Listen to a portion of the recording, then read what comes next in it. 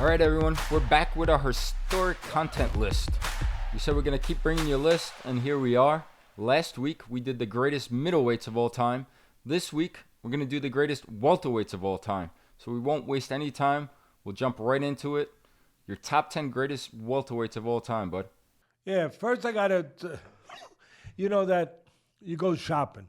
You go in the store and you hear, clean up in aisle 10. Clean up in aisle 10. I got to do a clean up in aisle 10 real quick. Really. I'm wrong. One thing, hate me, love me, do whatever. I'm gonna own up. I probably screwed up in the middleweights by not putting Sugar Ray Robinson. I'll tell you why. The only reason I didn't put Sugar Ray Robinson is I don't want to give it away now, but it was the greatest welterweight of all time. All right, but okay, you got me to do that, you guys, because he's one of the greatest fighters, if not the greatest fighter of all time. He went 99 freaking fights. I think it was 99 fights, 91 fights without a loss, and it started in the welterweights. Okay, so I gave room to other people in the middleweights. He was a great middleweight too. Maybe not number one, but you could make him number one in anything. That's how damn good he was. So that's not an argument. I admit that. I was wrong maybe, but there was a reason for it. It's not an excuse. It was a reason. And the reason was leave room for Song in the house because he's so damn great. And his greatest greatness was at welterweight that I tried to make room for other guys at middleweight. And maybe I hurt somebody's feelings and insulted someone. And I'm sorry if I did. But that's all I can do is explain that. I don't have a problem with my middleweight list because I know why I put it out, what was in my heart, what was in my mind. I put it out there as the best guys out there that I know, that I did my research and that I've seen and I've watched tape on, and the ones I didn't, that I've done the research I've done, that they belong on that list. And again, the great Sugar Ray Robinson he could be the top on every freaking list. But I made room for some others. And maybe I should even have Triple G. I had him honorable mention.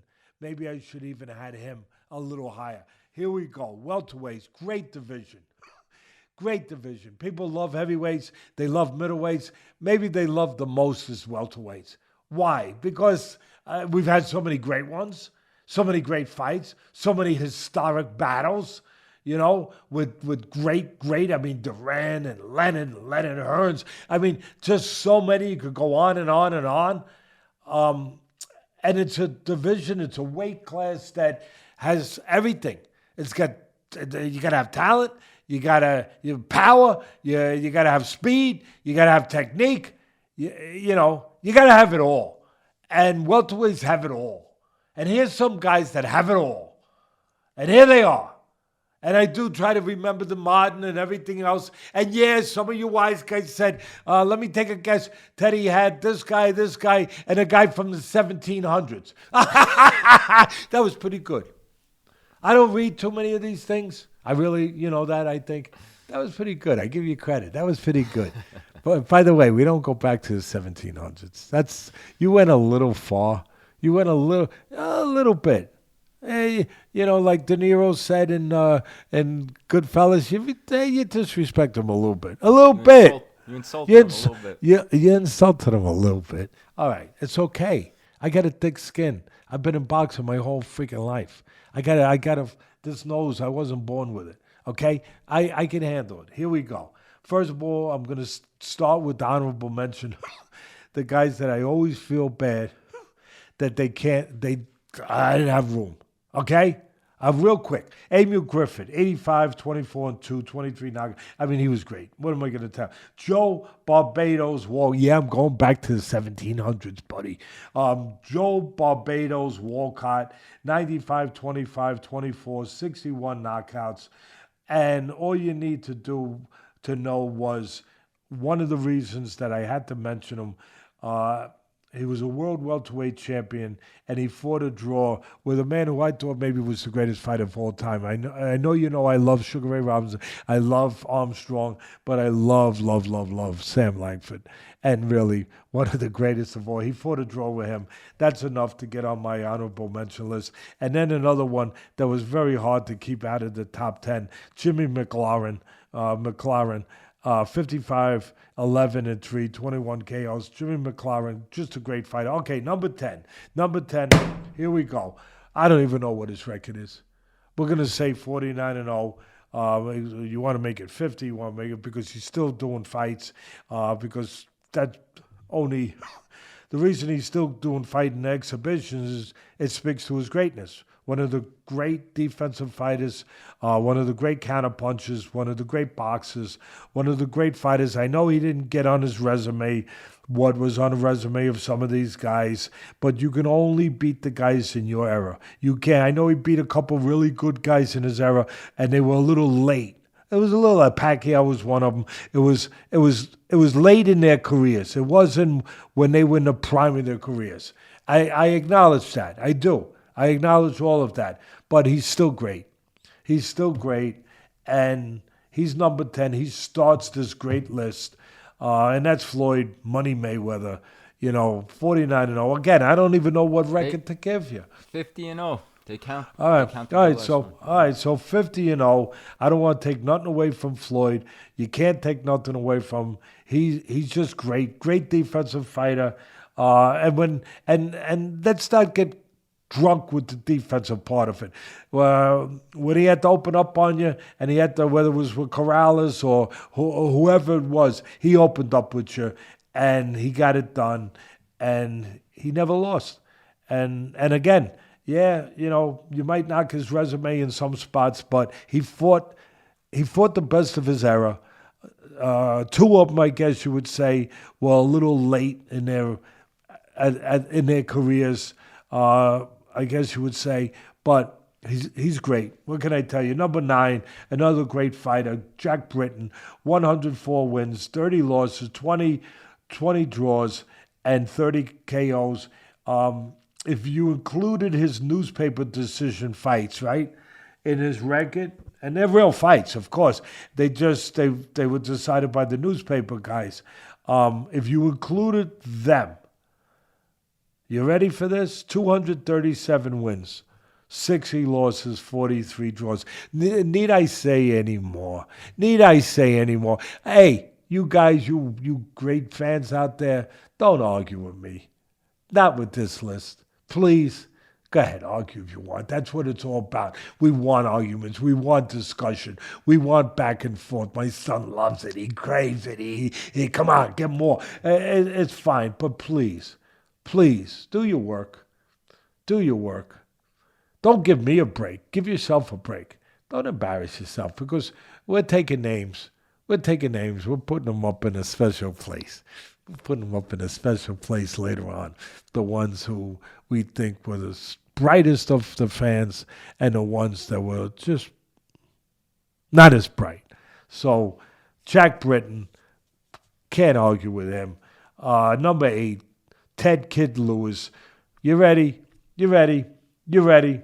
233 wins. You ready, Rich? 233 wins, 41 losses. You ready, Ben? 230. I can't help it. I got to repeat it. 230. Oh my God. 233 wins, 41 losses, 25 draws, 77 KOs, 65 of them with no decision fights, newspaper decisions. 65. We put them in there. Ted Kid Lewis. I love saying anybody whose nickname is Kid.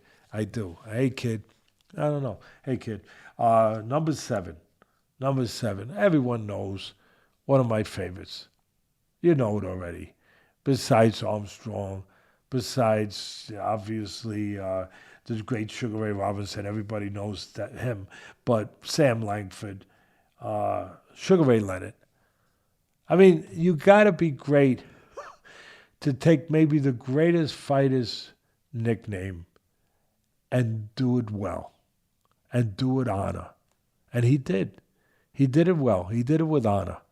You have to be great. You can't take the name of an icon, of a supernatural talent, and not do it justice. And he did. Look, he don't have the numbers that these other guys have, right? You know, he had the eye surgery, he had different way he retired, he came back. Part of his greatness, by the way, but part of why his record isn't as big. 36-3-1, 25 knockouts. Gold medalist in, I think, the greatest Olympic team, the 1976 American Olympic boxing team. I think the greatest of all time. 5 gold medals. 4 of them became world champions. Welterweight, middleweight, light heavyweight champ. I don't even know what other weight classes. I think he won 5 weight classes, titles, I believe. But the great Sugar Ray Leonard, the second coming of the Sugar Man, and he was something else. All right, number 6. For those out there that love to hear about the heritage, of the great fight, Mexico, Puerto Rico, right? We forget sometimes. We should never forget the Cubans. The Cubans, how many great fighters they have in their history, in this sport. So many. Kid Gavilan is one of them.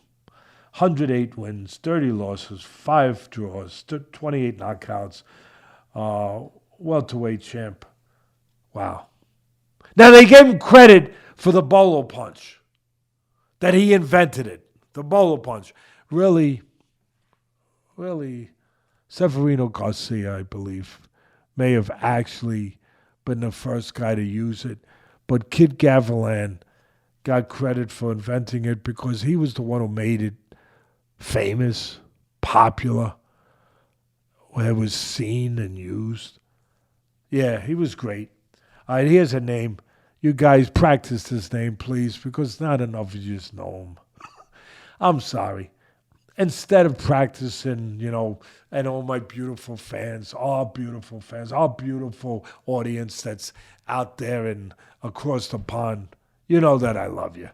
You know that. Instead of practicing, just put the darts down for a minute. Just put them down for a minute. Put the Guinness aside for a minute. And just practice this name. Barney Ross. Say it again. Barney Ross. Barney Ross, 72, 4-3, 22 knockouts, welterweight champ. Barney Ross. That's all I'm going to say. Practice it. Read about him. Barney Ross. Great fighter. Back to the Cubans. You ready? Can't get enough Cubans. There's so many great ones. So many great English, Mexican, Puerto Rican, everything. Filipino, American, everything. African American, everything. So many great ones. But here's a great one. Here's one of the greatest. He's so great that his middle name, his fight name, his nickname was Monteguia.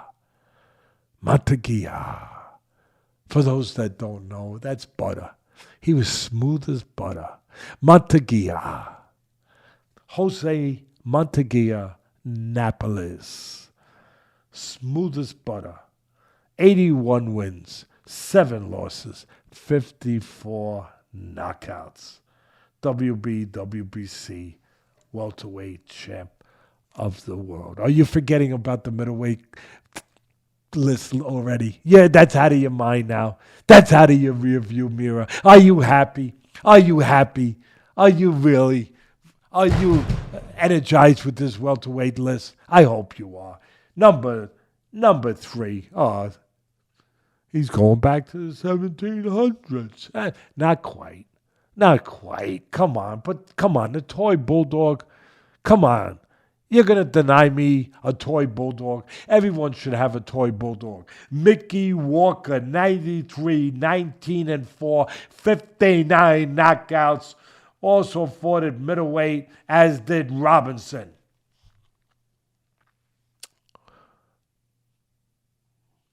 Number 2, Henry Armstrong. I get right to it. When you're that good, why mess around? Homicide egg. I mean, come on. Featherweight. Welterweight. I'm sorry, I skipped one. Featherweight. Lightweight. Welterweight. Champion of the world in a 2-month period. Yeah, I say it again. In a 2-month period. 3 full titles he wins. And really, he won the middleweight against Severino Garcia, and they made it a draw. He really won that fight. So it could have been 4. But 3 would do. 3 would do. That'd do. Full weight classes. No junior in between, whatever. No. Full weight classes. 149 wins, 21 losses, 10 KOs, 10 draws, 99 KOs. Listen, most of these great fighters, when you see 21 losses or 10 or 15 or Sugar Ray Robinson, all of them, you got to understand, those losses only came when they were old. They only came when they were old, okay? All right, I just thought I'd throw that at you, okay? All right, number one. Yeah, he should have been on the middleweight list too, okay. But, come on. We had to leave a little room for some of our friends. But there is no more room on this list at the top than the room you make for maybe the greatest fighter of all time. Sugar Ray Robinson. 173 wins, 19 losses, most of them when he was old. 6 draws, 108 knockouts. That's a lot of knockouts. That's a lot of fights. That's a lot of knockouts.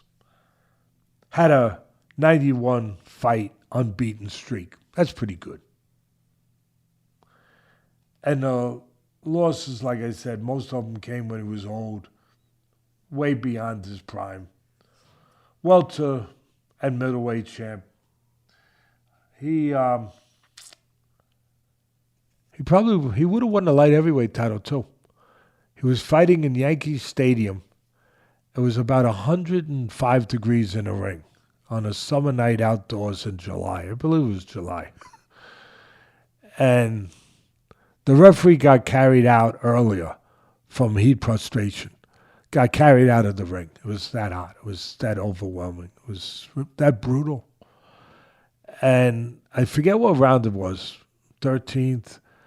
I'm not sure, but it was a very late round. And Robinson collapsed ahead in a fight. He was going to win the light heavyweight title. Ahead in a fight, he collapsed from heat frustration, just like the referee had 4 or 5 rounds earlier. Otherwise, he would have been light heavyweight champ. He didn't need anything more, though. What a fighter. What a machine. Speed, footwork, combination, punching, power. And here's something you don't hear enough about him. If you made a list, and we'll make this list. My son is killing me. He's working me like a taskmaster. He is. He's on me. He's on me. Really, it's not always it's nice as you might think. He gets rough. And he's on me. We need more lists. We need more content. Okay, I'm following. Oh, we're doing it. But you'll probably be getting a list of greatest everything. Greatest this, greatest that, greatest chins. Greatest chins. That's a nice list. That'd be pretty cool. We're going to do that too. And Robinson would be on that list. You wouldn't think that for such a special fighter, special boxer, sweet science, the whole thing. But yeah, what a chin. Oh my goodness. What a chin. What a chin. Matter of fact, Kid Gavilan, what a chin he had. As long as I'm talking about chins. Well, what a list. I really enjoyed it. I hope the viewers do. And like we always say each week, let us know. Let us know who you guys have in your top 10 greatest welterweights of all time. Let us know what list you'd like us to do moving forward and next. Before we wrap up on this, but I just want to ask you 2 things listening to your welterweight list. Number one, just for some clarity out there, we did the greatest fighters of all time. And Henry Armstrong was above Sugar Ray Robinson. Now Robinson is number one above Armstrong at welterweights. Is it just because of the division? Yeah, it's the division, and it's my opinion. It's subjective. It's my opinion. I could easily had Sugar Ray Robinson number one greatest fighter of all time. Most people do. But Henry Armstrong, just winning 3 full titles, and it should have been a fourth, and just he went through a shaky start, and then formed himself a shaky start in the beginning of his career, and then formed himself into Homicide Hank, into this incredible machine. Put his head on your chest and he pushed you back. Look, again, it was just a matter of I put Armstrong for the overall, just the overall work picture, everything. I could easily, like I said, pick Sugar Ray Robinson, but Armstrong, 3 full titles in a 2-month period. There were times that he fought, I think, 35 times in a year, somewhere in that neighborhood, which was pretty insane. And I love his nickname. I'm sorry, Homicide Hank. I love Sugar, but you know what? Homicide Hank, it does something for me. Yeah, and what we've said in the past, you get the more recent names of Floyd Mayweather, Sugar Ray Leonard, and then we get the Barney Rosses and the historic names that we get to learn about.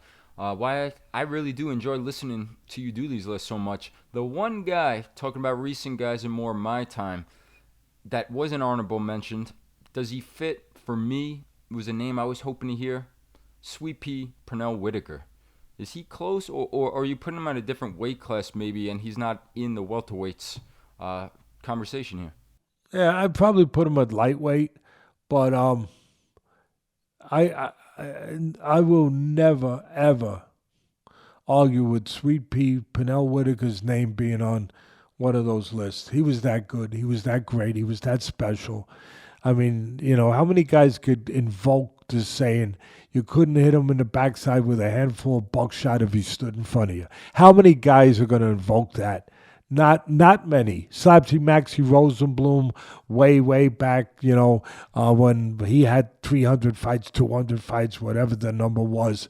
But, yeah, not too many guys. Not too many guys. And didn't do it with his legs, and like I said, right in front of you, couldn't hit him in the backside with a handful of buckshot or a handful of salt, whatever you choose, whatever you want to say. And the guy was special.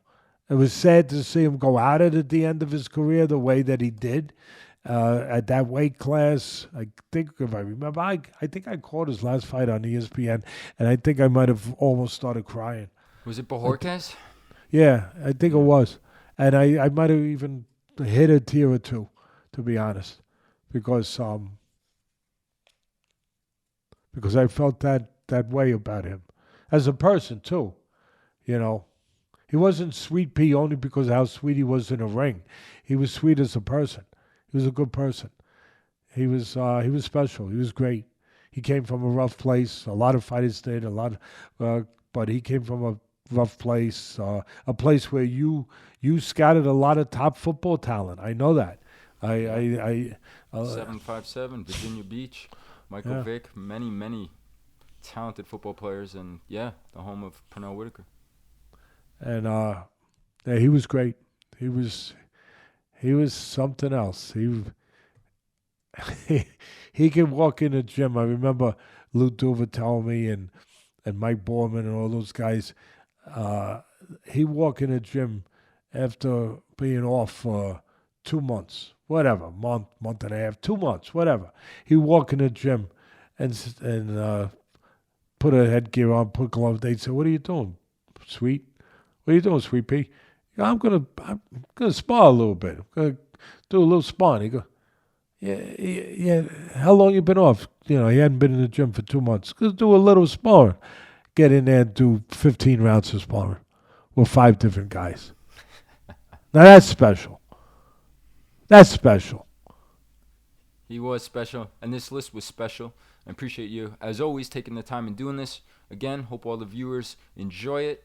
Like, subscribe, comment, and join us again next week for more of Teddy's historical list.